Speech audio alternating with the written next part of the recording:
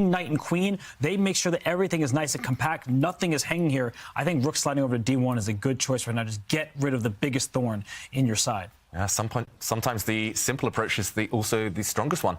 And rook d1, guaranteed to win this pawn back next, and black's position will collapse long term.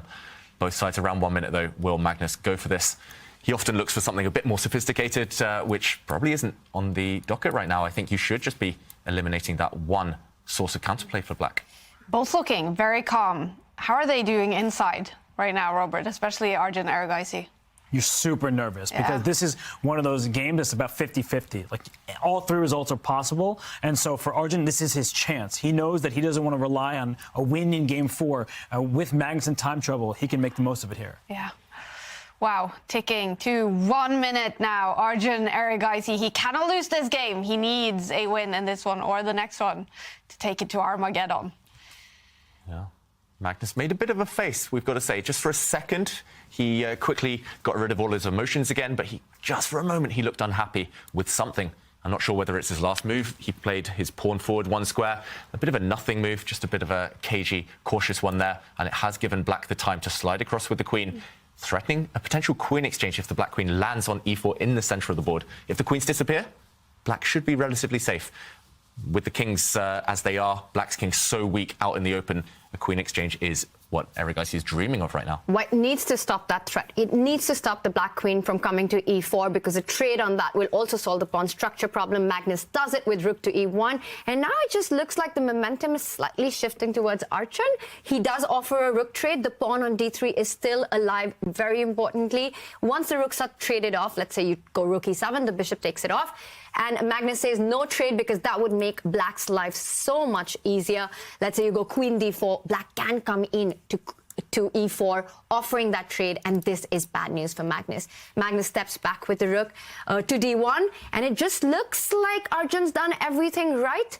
Can he? Well, he can't go queen e4 right now, David, because the g5 pawn is hanging with check. Or can you? The evaluation bar, we see that on the line. He does it. He's played it. It's gone in black's favor, the bar here, and Magnus maybe not realizing the strength of this pin. Yes, you can take a pawn, restore the material balance, but after the black rook blocks this check, suddenly where does your queen go? No attractive squares, and maybe you just slide 1 square across. Suddenly there are all sorts of knight jumps. The knight's threatening to come in with a check, hitting the king. Remember, this pawn in front of it is pinned. Big attack suddenly brewing, and this is the position on the board. Yeah, and Arjun's finding all the best moves. Knight f4 check is a winning threat, and you see the evaluation bar dipping in Arjun Erigaisi's favor. That white king is suddenly the more exposed one of the two. The bishop on b1 is a bystander, not doing anything, and Magnus slides his king back to g1, so knight f4 doesn't come with a fork, but it still is a playable move, attacking the queen. The g3 pawn is pinned, and we see that knight f4 is indeed the best move with a winning advantage for black. Wow, let's go back to the game. Will he find this move? Will he plant his knight on this powerful square? It looks like he's gone for something else. No, he attacked the queen with his rook instead. Not as strong.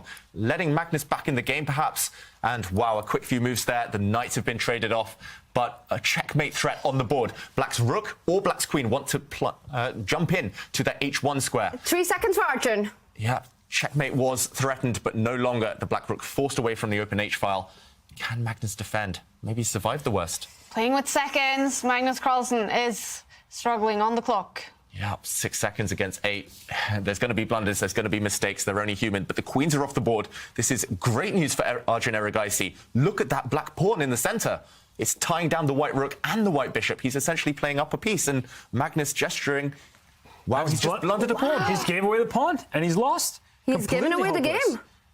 Arjun's going to strike back. Wow. What a turnaround this has been. With the black pieces, David, which means he goes into the final round with white, but there's still work to be done. It's not over till it's over against the world champion. But this game is over because Magnus just resigned, Arjun Erigaisi wins, and we have a level match. Wow, that is huge. Arjun Erigaisi strikes back. He ties the match before the 4th and final rapid game.